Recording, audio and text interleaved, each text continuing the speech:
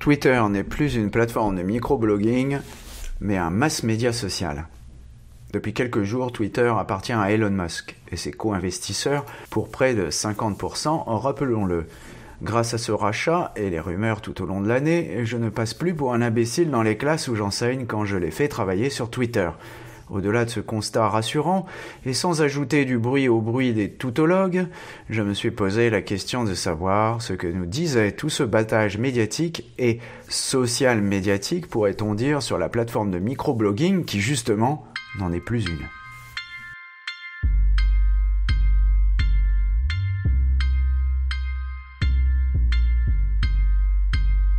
Des interviews, des chiffres, des faits, des études.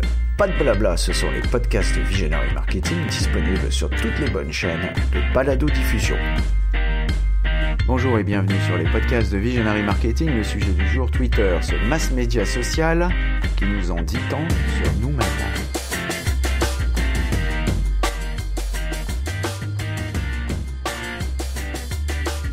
Depuis des années, Twitter roupillait tranquillement. Quand je faisais plancher les élèves sur Twitter, les commentaires fusaient. « C'est mort, monsieur. Je ne vais plus sur cette poubelle. Ça ne sert à rien », étaient les commentaires les plus entendus sur le sujet. Mais 2022 a changé la donne. Quelque chose vient de se passer en effet, et dans un sens c'est réjouissant, car les événements croustillants se faisaient rares ces temps-ci. Et c'est toujours plus réjouissant que d'entendre ou de lire le dernier commentaire sur Cyril Hanouna dont nous n'avons que faire. Pour être plus précis, je dirais qu'il ne se passe pas grand-chose depuis 2012 environ, où la pub a commencé à envahir les écrans. D'ailleurs, à cette époque-là, pour Hootsuite, j'avais déjà réalisé une vidéo qui s'appelait « Les masses médias sociaux ». Et plus encore depuis environ 2017-18, où l'algorithme a commencé à nous faire tourner en bourrique. Le côté obscur est fait des blablas des toutologues de tout poil qui donnent un avis non avisé à des gens qui n'ont rien demandé.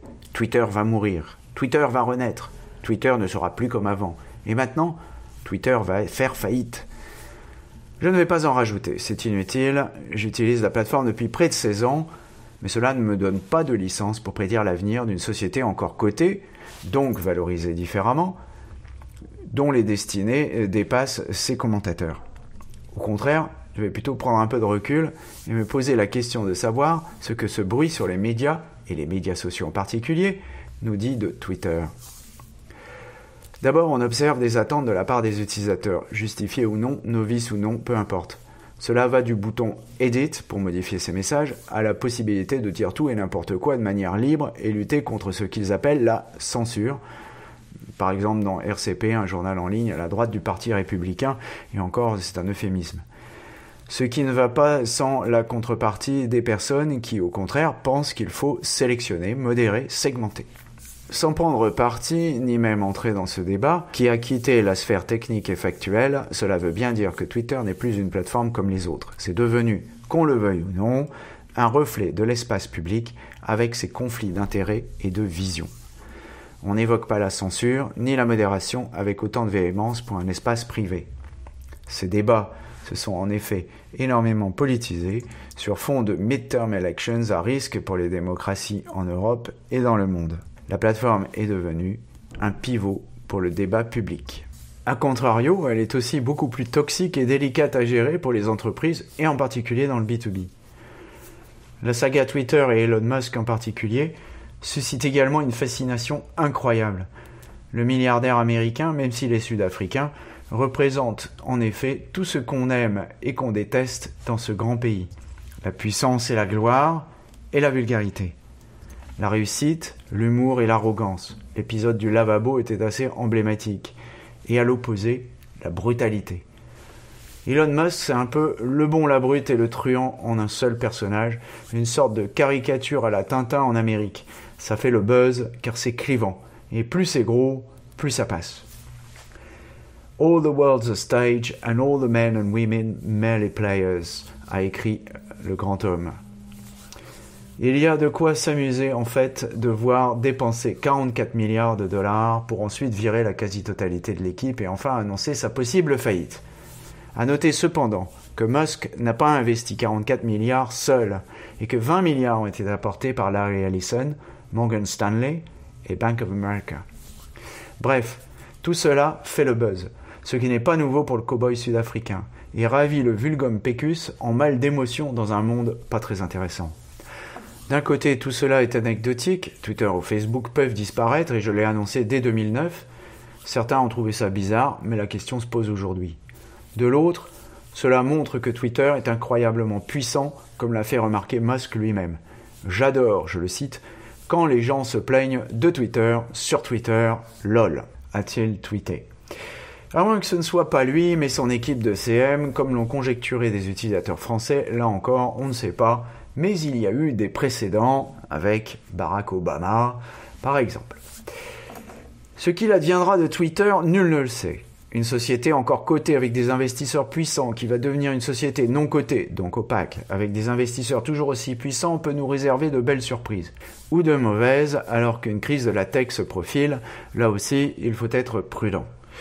La seule chose qui soit sûre, c'est que Twitter occupe une place unique dans le paysage des médias sociaux, et ce malgré la baisse cataclysmique du reach organique, comme on l'appelle, la portée naturelle des tweets sans publicité. Cette place unique est tout entière résumée dans ce paragraphe de cet article de The Atlantic. Je cite l'article de The Atlantic. La prise de contrôle de Twitter par Musk est, comme beaucoup de choses dans la vie américaine en 2022, elle est à la fois stupide et lourde de conséquences. Twitter, malgré sa taille relativement petite, a une importance disproportionnée dans notre politique et notre culture. Il est utilisé par les activistes et les dissidents, et ce qui se passe sur Twitter ne reste pas confiné à l'Internet. Et ce n'est pas d'ailleurs uniquement la culture ou la politique américaine, mais mondiale. Les rumeurs vont bon train. Selon certains, c'est l'exode. Les célébrités ferment leurs comptes. Les rats quittent le navire. Pour l'autre bord, la rumeur inverse circule. C'est plus 20% d'abonnés à la plateforme selon l'imbécile en chef, Chief Tweet, selon le vocable dont il s'est lui-même affublé. La réalité est sans doute ailleurs. Le temps nous le dira. Les personnes qui s'expriment sur ces événements et nous abreuvent de prédictions sont sans doute compétentes sur plein de choses, mais personne ne sait où va la tech demain, sinon il serait trop facile de devenir milliardaire. La tech et l'innovation sont un domaine volatile et imprévisible. Le caractère fantasque de notre cow-boy de service n'ajoute rien à l'affaire. Les analyses des toutologues sont sans intérêt. L'histoire de l'innovation s'écrit dans la durée, et une grande part des aventures technologiques sont des autoprophéties réalisatrices. Il faut donc être prudent. Mais le monde, et les médias en particulier, dont on mésestime sans cesse l'importance, est trop habitué à réagir sur les dépêches des agences de presse. Les célébrités peuvent changer les choses, ce n'est pas la foule qui fait l'histoire, mais eux. Ce qui en dit long sur la façon dont nous nous sommes trompés sur les médias sociaux, en croyant que le pouvoir revenait à la multitude. Certes, il y a des influenceurs, entre guillemets, mais les vrais leaders d'opinion sont ailleurs. Ce sont eux qu'on commente.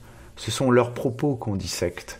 Ce n'est pas un signe d'intelligence, mais de pouvoir d'influence. Alors oui, Twitter peut partir en vrille dans tous les sens, par manque de modération, le fameux seeding, feeding, weeding, ou par manque de financement, si la mauvaise réputation pousse les entreprises dehors. Là aussi, je resterai prudent. Nous connaissons des précédents fameux, et notamment le fameux Procter & Gamble qui, soi-disant, va arrêter les publicités sur les médias sociaux, qui en fait n'en a jamais fait autant. Mais ce que cette histoire nous dit sur Twitter va au-delà. L'oiseau bleu n'est plus un média social. Twitter est en effet devenu un média tout court, pour méga influenceurs, une sorte de mass média à l'ancienne mais interactif, un hybride, mais aussi une antithèse de média social au sens traditionnel du terme. Certes, on peut encore l'utiliser ainsi, comme un média social à l'ancienne, mais il est de facto devenu un jouet sous l'influence des people, en anglais on dirait celebs, un terme moqueur et bien senti. La plateforme de Dorsey a commencé par un tweet anodin et bon enfant, mais elle est devenue depuis un espace de débat public sur des sujets de société qui reflètent au grand jour les tensions de cette dernière. Et qu'on n'imagine pas que ces tensions sont nouvelles. Je vous invite à relire l'affaire Dreyfus et de voir l'état du débat public jusque dans l'hémicycle à cette époque. Elles sont juste plus visibles et quantifiables. Pour les entreprises aussi, le débat change de plan. S'exposer sur Twitter revient aussi à prêter le flanc à des sujets qui touchent la société, comme le respect de l'environnement et du social. Je ne sais pas si Twitter va disparaître, ni s'il va être magnifié. Après tout, on attend toujours notre bouton Edit, donc à voir. L'avenir est imprévisible. Mais ce que je sais, c'est qu'il occupe une place incontournable. Et même si ce qu'il est devenu n'est pas ma tasse de thé, on ne peut que l'admettre. L'avenir nous dira si tout cela valait 44 milliards de dollars et si Jack Dorsey est capable de relancer un média social de l'extérieur avec Blue Sky. Quant à Mastodon, il ne joue pas dans la même cour. Il va attirer les nostalgiques des médias sociaux d'antan, heureux de débattre en petit comité sur leurs petits serveurs nationaux protégés du grand public. Vous me retrouverez d'ailleurs sur ygourven@mastodonapp.uk si cela vous intéresse. Pour les autres, il leur faudra un peu de temps avant de décoder comment fonctionne la plateforme germanique, si tant est que cela ait un intérêt. En attendant, il faudra faire avec cet hybride de média social et le mass média social. Surtout, n'oubliez pas de mettre une bonne note à ce podcast si vous l'avez apprécié.